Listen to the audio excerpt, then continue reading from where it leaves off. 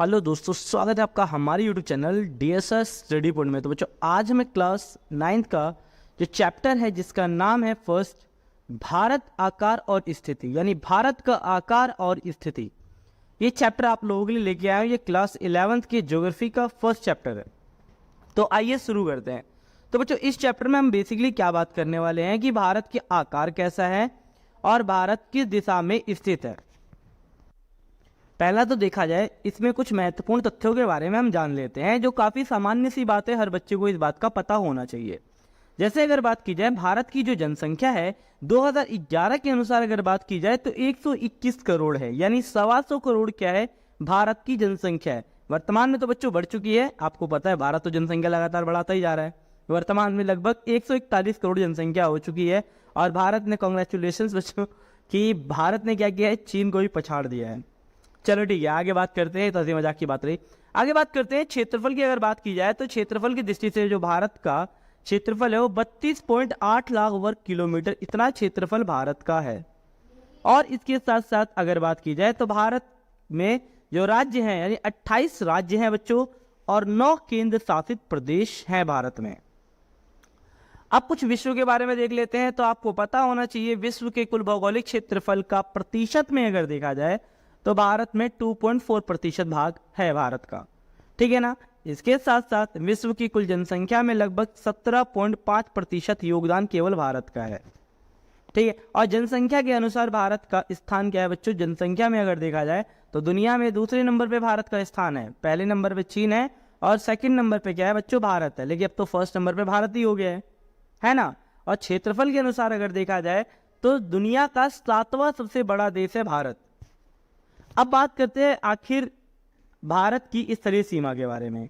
तो भारत की स्थलीय सीमा के बारे में अगर देखा जाए तो भारत का स्थलीय सीमा कितना है बच्चों, 15,200 किलोमीटर भारत का स्थलीय सीमा है। और समुद्री सीमा जो है भारत की वो 7,516.6 किलोमीटर, ये भारत की समुद्री सीमा है।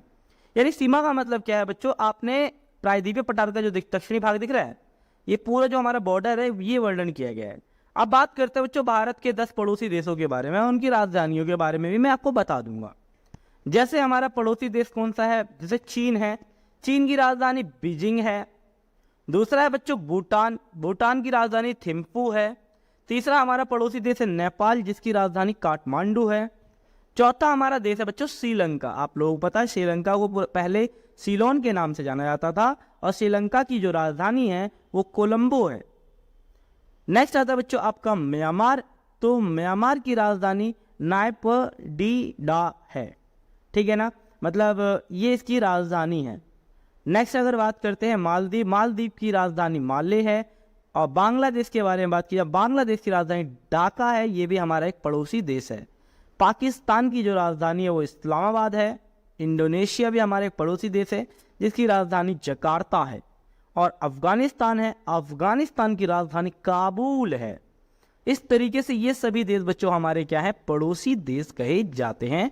आप इस मैप में भी देख सकते हैं किस प्रकार से, जैसे पाकिस्तान दिख रहा है आपको, नेपाल दिख रहा है, चीन, भूटान, म्यांमार, बांग्लादेश, नीचे की तरफ श्रीलंका है। तो इस प्रकार से ये हमारे पड़ोसी देश हैं। अब आगे बात करते हैं बच्चों, मैंने अभी आपको बताया अब भारत है, तो उत्तर से लेके दक्षिण तक की भारत की दूरी कितनी है। चलो उत्तर में मैंने मान लिया कि चलो श्रीनगर है, तो उत्तर में श्रीनगर से नीचे में सबसे लास्ट पॉइंट हमारा कौन सा, कन्याकुमारी है। तो वहाँ तक की दूरी बच्चों हमारी कितनी है, तो यहाँ से यानी ऊपर से नीचे तक की दूरी कितनी है बच्चों हमारी, 3,214 किलोमीटर है। यानी 3,214 किलोमीटर क्या है, उत्तर से दक्षिण तक की दूरी है।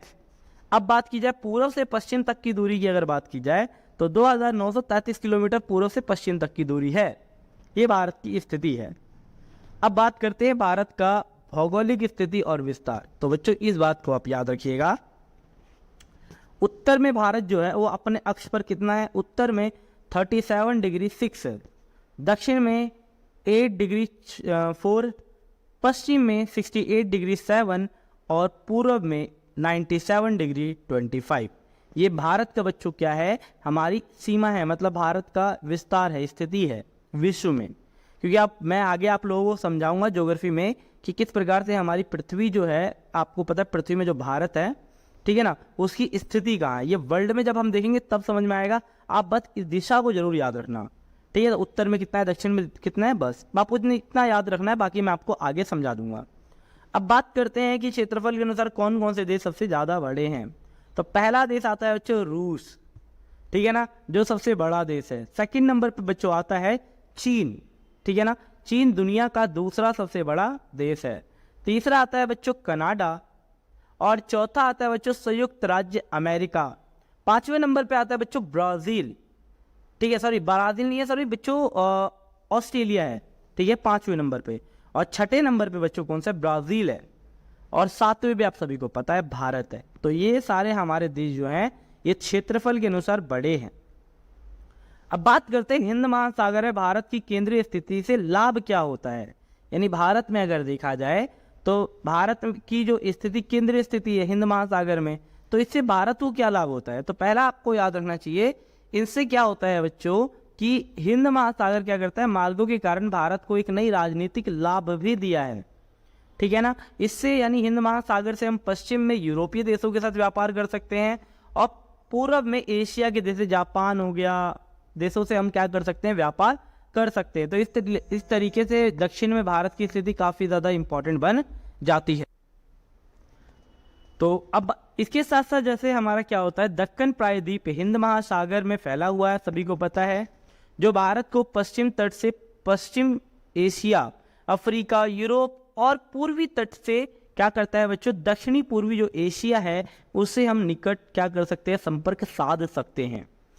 विशाल तटरेखा हमारे भारत की है, और प्राकृतिक बंदरगाहों से तो पूरी तरीके से भरा पड़ा है।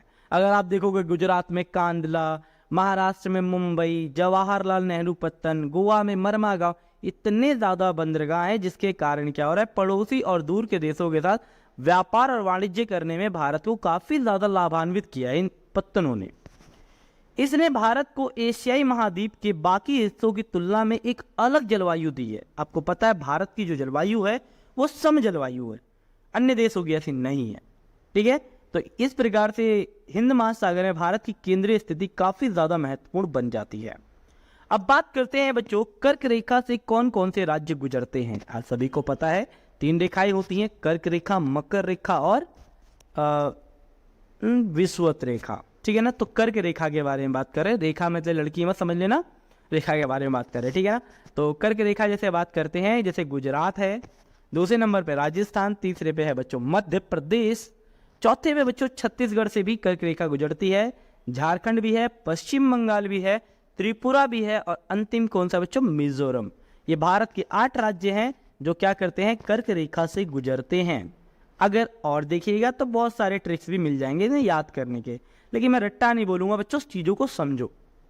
अब आगे बढ़ते, अब ये हमारा सबसे ज्यादा इंपॉर्टेंट पार्ट है कि अब बात करते हैं राज्यों के राज्य और उनकी राजधानियों के बारे में। तो जैसे मैं समझा देता हूं, बाकी आप लोग खुद याद करिएगा, कोशिश करिएगा। जैसे आंध्र प्रदेश की राजधानी बच्चों अमरावती है। एक चीज और याद रखिएगा बच्चों, भारत में आंध्र प्रदेश एक ऐसा राज्य है जिसकी 3 राजधानियां हैं, अमरावती, कुर्नूल और विशाखापट्टनम।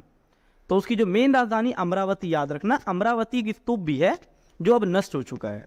दूसरा है बच्चों असम की राजधानी है दिसपुर, ये हमारा पूर्वोत्तर का राज्य है। बिहार की राजधानी है पटना, आप सभी को पता है पटना, पाटलिपुत्र, राजगृह, बिहार का तो काफी विशालतम इतिहास रहा है। नेक्स्ट आता है बच्चों छत्तीसगढ़। छत्तीसगढ़ की जो राजधानी है वो है रायपुर। झारखंड की राजधानी है रांची। गुजरात की राजधानी बच्चों क्या है, गांधीनगर, ठीक है। यहाँ एक जगह है सूरत जहाँ साड़ियाँ बहुत ज़्यादा फेमस है। नेक्स्ट बच्चों हरियाणा की राजधानी है चंडीगढ़। हिमाचल प्रदेश की राजधानी है शिमला। शिमला काफ़ी अच्छी जगह है और काफ़ी ठंडी जगह भी है। नेक्स्ट बात करते हैं कर्नाटक, जो की राजधानी जो है बेंगलुरु है। अगर कर्नाटक की राजधानी बेंगलुरु याद ना है तो याद ना, बेंगलुरु ही भारत का पहला ऐसा राज्य है जहाँ सबसे पहले बिजली पहुंची थी, ठीक है ना, लड़की नहीं। अब चलो आगे बात करते हैं केरल। केरल की राजधानी है तिरुवनंतपुरम। मध्य प्रदेश की राजधानी है बच्चों भोपाल। महाराष्ट्र की राजधानी मुंबई है। पहले इसे बंबई कहा जाता था, अब इसे मुंबई कहा जाता है। मणिपुर की राजधानी इम्फाल है। मेघालय की राजधानी शिलोंग है। नागालैंड की राजधानी कोहिमा है। और नागालैंड में सबसे ज्यादा इंग्लिश भाषा बोली जाती है, इस चीज को याद रखिएगा। ये हमारा भारत का पूर्वोत्तर राज्य है। उड़ीसा की राजधानी है भुवनेश्वर। पंजाब की राजधानी है चंडीगढ़। राजस्थान की राजधानी है जयपुर, जिसे पिंक सिटी ऑफ इंडिया भी कहा जाता है, ठीक है ना।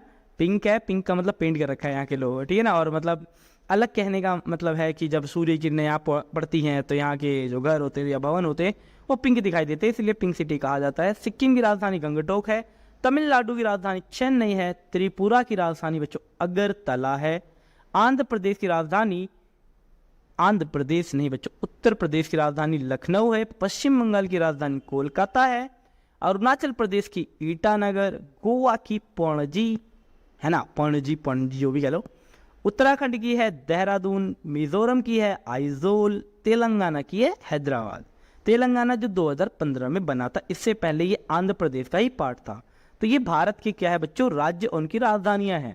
अब बात करते हैं भारत के केंद्र शासित प्रदेश। ये बच्चों को कई बार याद नहीं होता, राजधानी पूछ लो तो खत्म हो जाएंगे वही। तो जैसे दिल्ली की राजधानी तो दिल्ली ही है। अंडमान निकोबार जिसका राजधानी क्या है बच्चों, पोर्ट ब्लेयर। चंडीगढ़ की राजधानी चंडीगढ़ है। दादर नागर हवेली की सिलवासा है। लक्षद्वीप की क्या है बच्चों, लक्षद्वीप जो है हमारा वो कौन सा है, कवरवती है हमारा। पांडुचेरी की राजधानी पांडुचेरी है। दमन एंड दीव की राजधानी दमन है। लद्दाख की राजधानी लेह है, ठीक है। लेह क्या है बच्चों, सबसे ज़्यादा भारत का सबसे ठंडा वाला एरिया है लेह। और जम्मू कश्मीर की राजधानी श्रीनगर है। तो याद है जम्मू कश्मीर की याद ना बच्चों, कभी मतलब श्रीनगर की राजधानी है, तो ये काफ़ी ज़्यादा इंपॉर्टेंट है। तो इस प्रकार से ये क्या है बच्चों, ये चैप्टर आपका होता है कंप्लीट। अगर आपने इस वीडियो को ध्यान से समझा होगा, एक दो बार देखिए, सारे के सारे क्वेश्चन इसी चैप्टर से आने वाले हैं। इस चैप्टर काफ़ी ज़्यादा इंपॉर्टेंट है और इसी चैप्टर से जैसे मैंने बताया जितना अगर कोई क्वेश्चन फंसता है तो इसी से ही फंसेगा। और आगे इस वीडियोज़ की हम क्वेश्चन आंसर की वीडियोज़ भी लेकर आएंगे। तो बच्चों अगर वीडियो अच्छी लगी तो वीडियो को लाइक शेयर सब्सक्राइब जरूर करें। धन्यवाद।